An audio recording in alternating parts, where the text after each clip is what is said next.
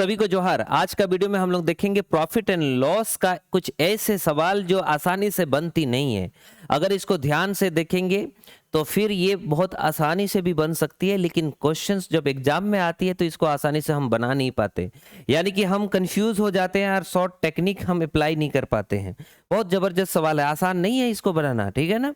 समझिए, थोड़ा सा हिंट्स देता हूँ बेसिक से, उसके बाद आपको बताना चाहता हूँ। बोल रहा है सवाल में कि दो ठो घड़ी है और दोनों घड़ी का क्रय मूल्य का योग दिया है 840। बोला उनमें से एक घड़ी को 16% लाभ पे बेचा और दूसरे को 12% हानि पर। तो जो बेचा है दोनों को, तो कुल मिलाकर उसे ना तो लाभ हुआ और ना तो हानि हुआ, ऐसे बातें बोला। और उसके बाद बोला घड़ी का विक्रेता को, मतलब घड़ी पर विक्रेता को लाभ होता है, उसका क्रय मूल्य तो बताइए। देखिए, कुल मिलाकर ना तो लाभ हुआ ना तो हानि हुआ, ऐसे बात बोला।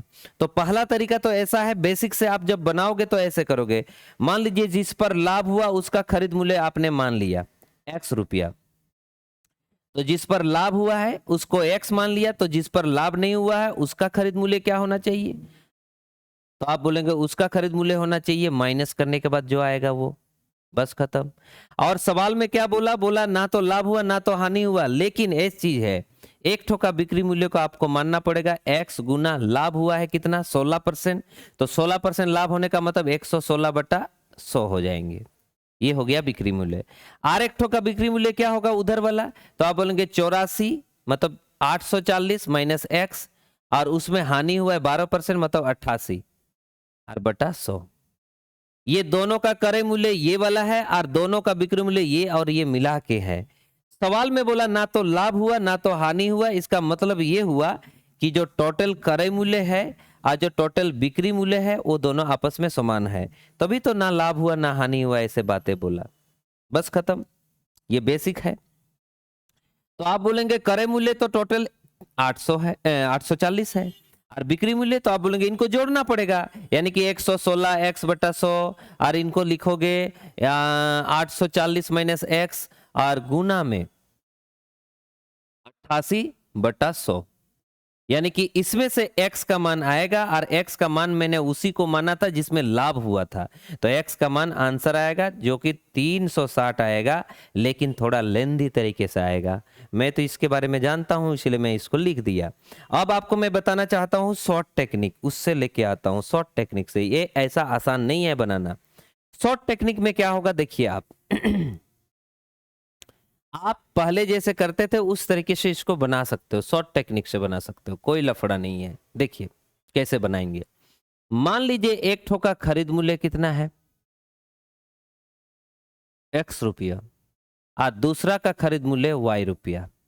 तो कुल मिलाकर खरीद मूल्य x प्लस वाई होना चाहिए, है ना? होना चाहिए कुल मिलाकर खरीद मूल्य x प्लस वाई। एक ठो खरीदा x रुपया में, दूसरा खरीदा y रुपया में, और कुल मिलाकर x प्लस वाई होगा।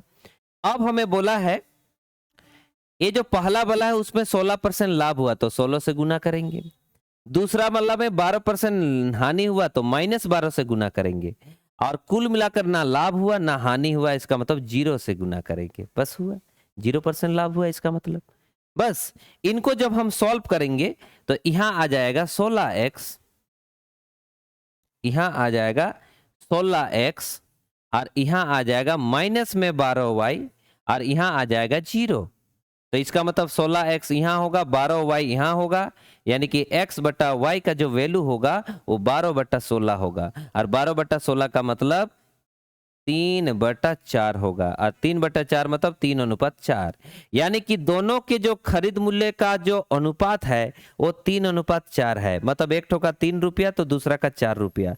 जिस पर 3 रुपया था वो वाला में लाभ हुआ था, तो दोनों को जोड़ेंगे क्योंकि दोनों का क्रय मूल्य है, तो 7 बराबर दोनों का क्रय मूल्य दिया हुआ है 840, और हमें बोला जिस पर लाभ हुआ उसका खरीद मूल्य बताइए। लाभ तो इसी में हुआ है पहला वाला में, तो 3 बराबर ठप्पल लगा देंगे, तो 12 साते 84 और 12 तिया 36 और 0, तो यही आपके पास आंसर है। आई होप समझ गए।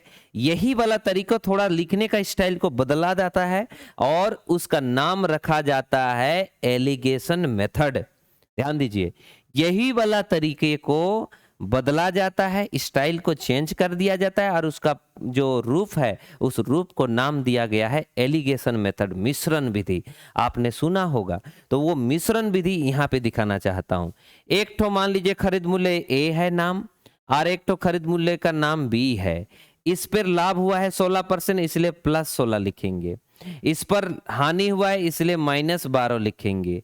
इधर और इधर कुल मिलाकर लाभ नहीं हुआ, मतलब 0 हुआ है लाभ, इसलिए यहाँ लिखेंगे। परसेंटेज लिखो नहीं लिखो कोई फर्क नहीं पड़ता है, आप चाहे तो परसेंटेज साइन दे दो, कोई बात नहीं, बस इतना ही करना है। तो बाबू ये वाला इधर एक्सचेंज होके आएगा और वो वाला इधर एक्सचेंज होके आएगा। क्यों ऐसा उल्टा होगा? क्योंकि मैं हमेशा से कहा हूं, जब भी समान समान चीजें कहीं पे भी होता है, जब भी समान समान चीजें कहीं पे भी होता है तो एक्सचेंज होती है हमेशा। जो तेरा है वो मेरा है और जो मेरा है वो तेरा है, इसलिए क्योंकि हम समान समान है। तो यहाँ पे भी समान था, क्रय मूल्य और बिक्री मूल्य समान था, इसलिए बदलाव होती है। तो 16 यहाँ आएगा तो 12 यहाँ आएगा, बस खत्म। अच्छा, इससे इसको माइनस करेंगे ये आएगा, इससे इसको माइनस करेंगे ये आएगा, बस खत्म। यही तो रेशो था भाई, 3 और 4। ये जो निकला है वो जल्दी भी निकल सकता था ना, तो इतना भी तरीका नहीं करना था। अच्छा, इन दोनों को जोड़िए जरा। 7 बराबर 840 है और 3 बराबर ठप्पा लगाएंगे क्योंकि इसी पे लाभ हुआ है। लेकिन ये वाला सवाल को करने के लिए ऐसा करना नहीं है अगले बार से, क्योंकि ये भी अच्छा नहीं लगता हमें देखने में। तो डायरेक्ट लिखोगे, क्या करोगे? आपको डायरेक्ट लिखना है भाई, ये जो प्रॉफिट दिया है या लॉस दिया है, जो भी दिया है, एक जन का 16 है और एक जन का 12 है, तो कुछ नहीं करना है, एक्सचेंज कर देना। इधर 12 लिखना है, इधर 16 लिखना और अनुपात में बदल देना। पहले भी अनुपात में बदल सकते थे, अभी भी कोई दिक्कत नहीं। इन्हीं को जोड़ेंगे, 7 बराबर लिखेंगे और कहानी खत्म करेंगे। इससे बेस्ट तरीका और नहीं, ठीक है? इतना नौटंकी नहीं करना, हालांकि आप ऐसे करके खत्म कर सकते हो मामला को। चलो, एक क्वेश्चन आपको दे रहा हूं और उस क्वेश्चन का आंसर कमेंट सेक्शन में दीजिएगा। बिल्कुल सेम बातें हैं, बोल दिया है 2889 इनका दिया हुआ है आपको वैल्यू, और एक पर 25% लाभ हुआ, दूसरे पर 20% हानि हुआ, और ना तो लाभ हुआ ना तो हानि हुआ। तो बताइए, बोल रहे क्रय मूल्य क्या है जिस पर लाभ हुआ था?